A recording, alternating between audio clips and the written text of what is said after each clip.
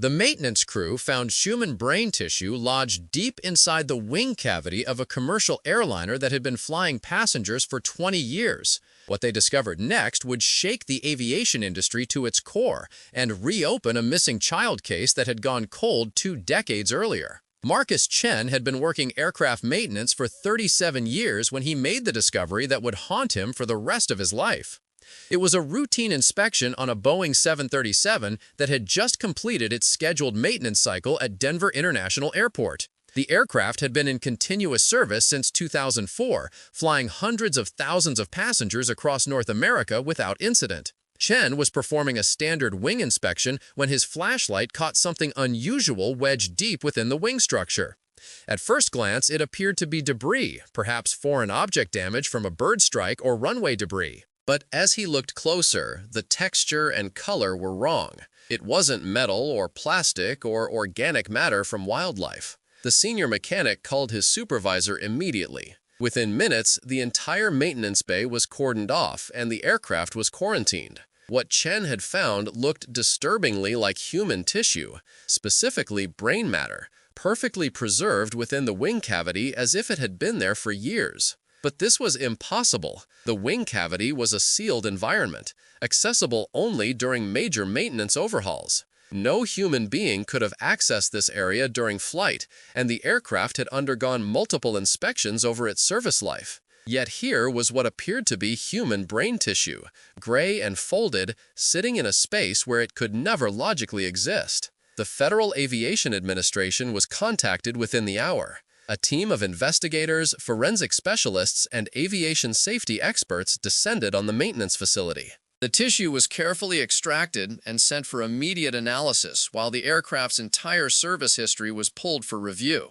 Dr. Sarah Williams, the forensic pathologist assigned to examine the tissue, confirmed everyone's worst fears. The sample was indeed human brain tissue, remarkably well preserved despite its age. Carbon dating and cellular analysis suggested the tissue had been in place for approximately 20 years, meaning it had been inside the wing cavity since the aircraft's early years of service. The discovery triggered a massive investigation. Every flight record, every maintenance log, every crew report from the aircraft's 2-decade service history was scrutinized. Investigators were looking for any incident, any anomaly, any report of unusual circumstances that might explain how human brain tissue ended up sealed inside a wing cavity. That's when they found the connection to little Emma Rodriguez. Emma had been 7 years old when she disappeared from Chicago O'Hare International Airport on March 15, 2004.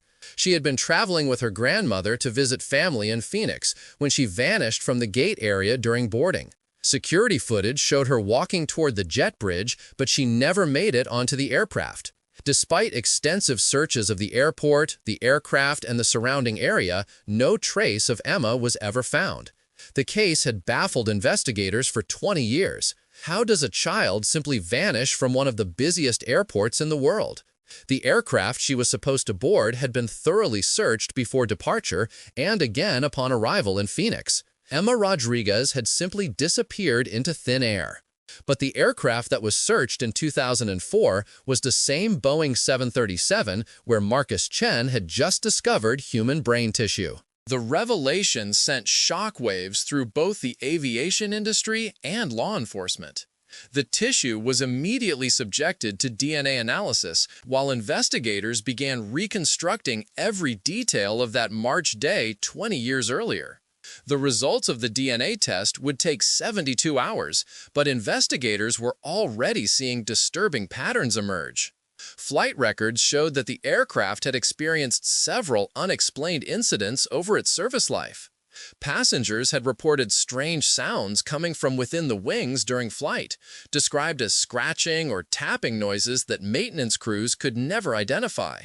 Flight attendants had filed reports of unusual odors in the cabin that seemed to emanate from the ventilation system connected to wing-mounted air conditioning units. Most disturbing were the maintenance reports themselves. Over 20 years, multiple mechanics had noted finding small personal items wedged in unusual places throughout the aircraft. A child's hair ribbon had been found in an air duct in 2007. A small shoe had been discovered in the landing gear bay in 2011. Each item had been logged as foreign object debris and disposed of according to standard procedure. No one had connected these findings to the missing child case because the items were found years apart and handled by different maintenance crews. The aircraft had changed ownership twice and been operated by 3 different airlines over its service life. The institutional memory that might have linked these discoveries had been lost in the transitions. Dr. Williams made another disturbing discovery during her examination of the brain tissue. Microscopic analysis revealed that the tissue showed signs of trauma consistent with extreme pressure and rapid decompression. The cellular structure suggested the person had experienced something catastrophic in a pressurized environment. Aviation engineers were brought in to determine how this could have happened. The wing cavity where the tissue was found was part of the aircraft's fuel system, completely sealed and inaccessible during normal operations. The only way for organic matter to enter this space would be during manufacturing or major structural repair, neither of which had occurred on this aircraft. But there was another possibility that no one wanted to consider. The aircraft's original manufacturing records were pulled from Boeing's archives. The fuselage had been built at the company's facility in Renton, Washington, and the wings had been manufactured separately before final assembly. During the investigation of the wing structure, engineers discovered something that had been missed for 20 years. There was damage to the wing cavity consistent with an impact from inside the structure, as if something had been trying to get out rather than get in. Microscopic metal filings and scratches on the interior surfaces suggested prolonged contact with fingernails or small tools. The pattern of damage indicated desperate, repeated attempts to break through the wing structure from the inside. The DNA results confirmed everyone's worst fears. The brain tissue belonged to Emma Rodriguez. The discovery raised horrifying questions about what had happened to the 7-year-old girl 20 years earlier. How had she ended up inside a sealed wing cavity? How long had she survived in that space? And most disturbing of all, how many flights had the aircraft completed with Emma trapped inside, slowly dying as passengers sat unknowingly just feet away? Investigators reconstructed the timeline with obsessive detail. The aircraft had been undergoing routine maintenance at O'Hare on the day Emma disappeared. The maintenance bay was located in a restricted area of the airport, but security footage from that day showed several gaps in coverage due to camera malfunctions. The maintenance crew working on the aircraft had been questioned in 2004, but had reported nothing unusual. The lead investigator, Detective James Morrison, tracked down the original maintenance crew members. Most had retired or moved on to other jobs, but those who could be located all told the same story. The aircraft had been opened up for inspection, with multiple access panels removed throughout the day. Standard procedure required all panels to be secured before the aircraft returned to service, but with multiple crew members working different areas, it was possible for someone to be sealed inside accidentally. But Emma was 7 years old. How would a child have accessed a restricted maintenance area without being noticed? The investigation took a darker turn when Morrison discovered that one of the maintenance crew members from that day had a history of inappropriate contact with children.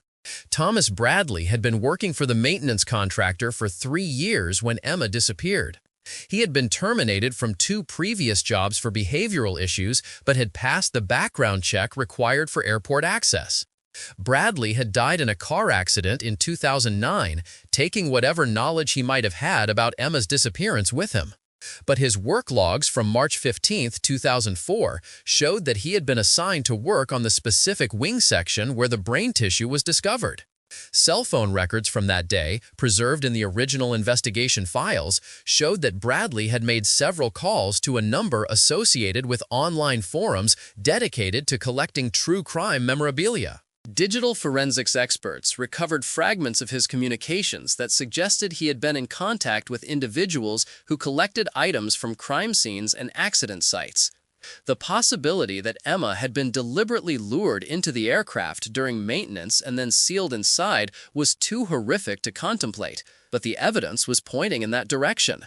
The wing cavity where she was found would have been accessible during the maintenance procedure Bradley was performing. and his work logs showed he had been alone in that section of the aircraft for extended periods. Dr. Williams's final report painted a nightmarish picture of Emma's final hours. The brain tissue showed evidence of prolonged oxygen deprivation, suggesting she had survived in the wing cavity for hours or possibly days before succumbing. The scratches and damage inside the wing indicated she had been conscious and attempting to escape for an extended period. The aircraft had completed its maintenance and returned to passenger service on March 16, 2004, less than 24 hours after Emma disappeared. Flight logs showed the aircraft had operated normally, with no crew reports of unusual sounds or odors during the first several flights. Emma had likely died sometime during those initial flights, trapped in darkness and slowly running out of air while passengers and crew went about their normal routines just feet away. Morrison's investigation revealed additional disturbing details about Bradley's activities. Co-workers remembered him taking unusual interest in unaccompanied minors who visited the maintenance areas during airport tours. He had volunteered to work extra shifts on days when school groups were scheduled to visit and had been seen photographing children during these events. Security records showed Bradley had used his airport access credentials to enter restricted areas during off-duty hours, claiming he was checking on maintenance work. These unauthorized entries had gone unnoticed by supervisors because they occurred during shift changes when accountability was lax. Most chilling of all, investigators found that Bradley had modified his work schedule on March 15th to ensure he would be working alone in the wing section where Emma was discovered.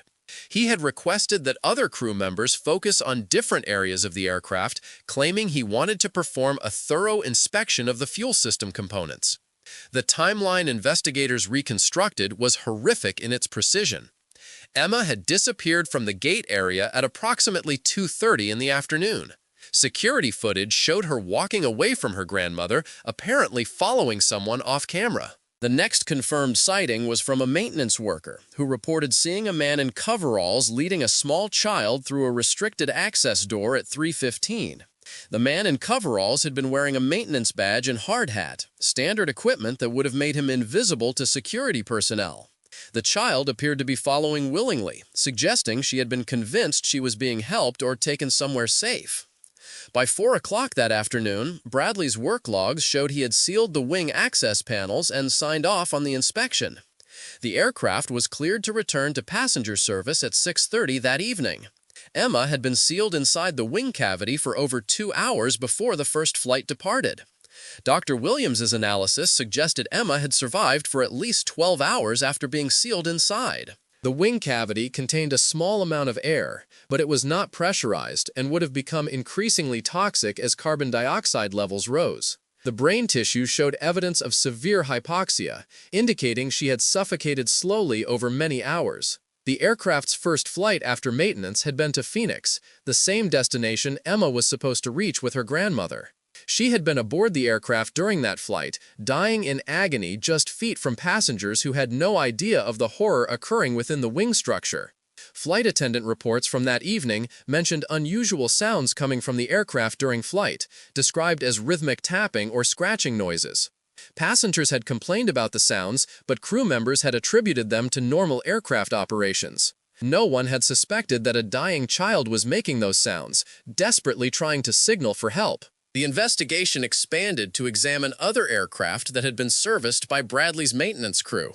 Records showed he had worked on dozens of aircraft over his 3-year employment, and investigators began the grim task of inspecting each one for additional evidence. 2 more aircraft yielded disturbing discoveries. A regional jet that had been scrapped in 2007 was found to contain fragments of children's clothing wedged in inaccessible areas of the fuselage.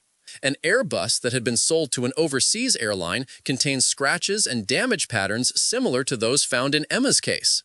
International aviation authorities were contacted to coordinate searches of aircraft that had left United States jurisdiction. The scope of Bradley's potential crimes was expanding beyond anyone's worst fears, and investigators realized they might be dealing with a serial predator who had used his position to target multiple victims over several years. Emma's grandmother, Maria Rodriguez, had blamed herself for her granddaughter's disappearance for 20 years, She had been distracted by a phone call when Emma wandered away and had spent 2 decades believing she had failed to protect the child. The discovery of what had actually happened provided answers but no comfort. Maria testified before Congress about aviation security failures that had allowed Bradley to operate undetected. Her emotional testimony led to sweeping changes in background check procedures for airport personnel and new requirements for continuous monitoring of maintenance activities.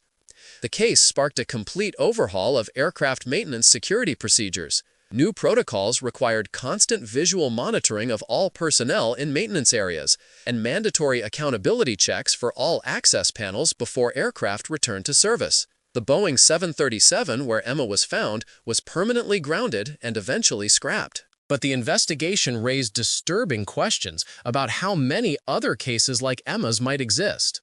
Aircraft maintenance facilities around the world began conducting unprecedented inspections of their fleets, looking for any signs of human remains or personal effects that might have been missed over decades of service. 3 additional aircraft were found to contain suspicious organic matter in sealed cavities. 2 samples proved to be animal remains, likely from bird strikes that had somehow penetrated interior spaces.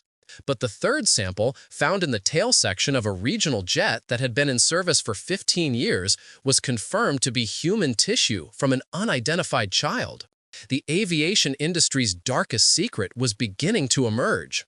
For decades, aircraft had been flying with the remains of missing persons sealed inside their structures, and no one had known to look for them. The discovery of Emma Rodriguez had opened a door that could never be closed. Aviation safety experts estimated that hundreds of aircraft currently in service might contain evidence of similar crimes. The cost of inspecting every commercial aircraft in operation would be astronomical, but the alternative was allowing predators to continue using aircraft as disposal sites for their victims. The Federal Bureau of Investigation established a specialized unit to investigate aviation-related disappearances and coordinate searches of aircraft that had been in service during periods when children had gone missing from airports. The unit's first year of operation resulted in the identification of 7 additional cases where missing children were believed to have been sealed inside aircraft structures. International cooperation became essential as investigators realized that aircraft sold to foreign airlines might contain evidence of crimes committed in the United States. Diplomatic pressure was applied to ensure that overseas operators would cooperate with inspections, but many aircraft had been scrapped or lost before investigators could examine them. The Emma Rodriguez case fundamentally changed how law enforcement approaches missing person investigations in airport environments. Security protocols that had focused on preventing terrorism were expanded to address the threat of predators targeting vulnerable travelers, particularly unaccompanied minors. Marcus Chen, the mechanic who made the original discovery, retired early and moved to a small town in Montana where he could never see an airplane again. He told investigators that he still hears scratching sounds in his sleep, imagining other children trapped in dark spaces, slowly running out of air while the world moves on around them. The Emma Rodriguez case remains one of the most disturbing discoveries in aviation history, not just because of what happened to one little girl, but because of what it revealed about the industry's willingness to overlook inconvenient truths. How many other aircraft are flying today with dark secrets sealed inside their structures? How many missing persons cases might be solved by taking apart the aircraft they were last seen near? The investigation officially closed with Thomas Bradley identified as the most likely perpetrator, but many questions remain unanswered. Security experts believe that Emma's case may not be isolated and that other predators may have used similar methods to target vulnerable travelers in airport environments. The restricted access areas of major airports remain poorly monitored, and opportunities for similar crimes continue to exist. Emma's family established a foundation dedicated to improving airport security and supporting families of missing children. The Emma Rodriguez Foundation has pushed for legislation requiring real-time tracking of all personnel in aircraft maintenance areas and mandatory psychological screening for workers with access to aircraft structures. 20 years after her disappearance, Emma Rodriguez finally came home to her family for burial. But her story serves as a chilling reminder that the safest form of transportation in the world can harbor unimaginable horrors, and that the people we trust to maintain our aircraft may not always deserve that trust. What you've just heard represents one of the most carefully suppressed stories in commercial aviation. The industry fought to keep these details from public knowledge, fearing the impact on passenger confidence and the potential for copycat crimes. But Emma Rodriguez deserves to have her story told, and other families deserve to know that their missing loved ones might still be found if authorities are willing to look in the right places. What would you do if you discovered something like this during routine maintenance? Do you think this was an isolated incident or evidence of a larger pattern of predatory behavior in the aviation industry? Share your thoughts in the comments and subscribe for more aviation investigations that reveal the truth behind the industry's most closely guarded secrets.